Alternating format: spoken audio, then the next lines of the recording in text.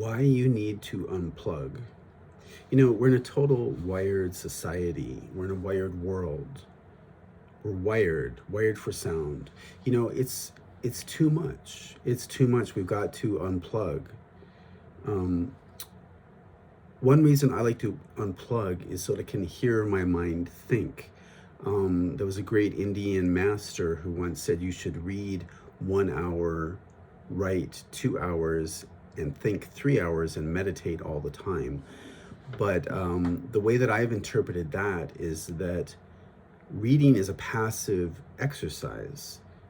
Just the same as being on your phone most of the time, you're receiving media. It's a passive enterprise. Thinking is more active, it's more engaged. So if we do more of that, we're going to be more present with ourselves. We're going to be less engaged with receiving and more in an active mode.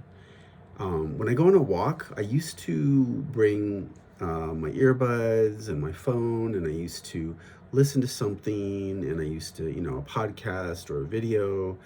And, now sometimes when I walk, I will just leave the technology, leave the headphones, leave the phone.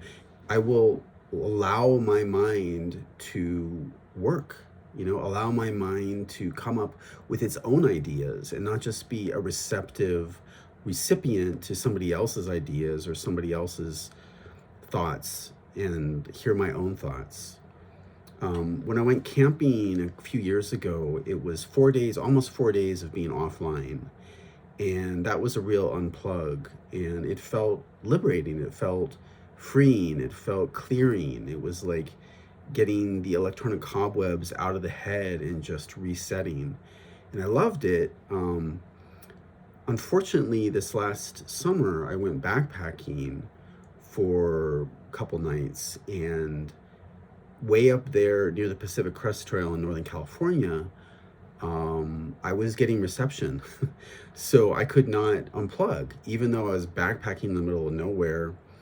Hardly anybody was out there. This was really remote. And yet, because of the programmed world we're in, I mean, look at Starlink. Pretty soon we're going to be plugged in any point you are on the planet. So it's getting harder and harder to unplug. And so we need to do it consciously and intentionally and put the phone away for periods of time.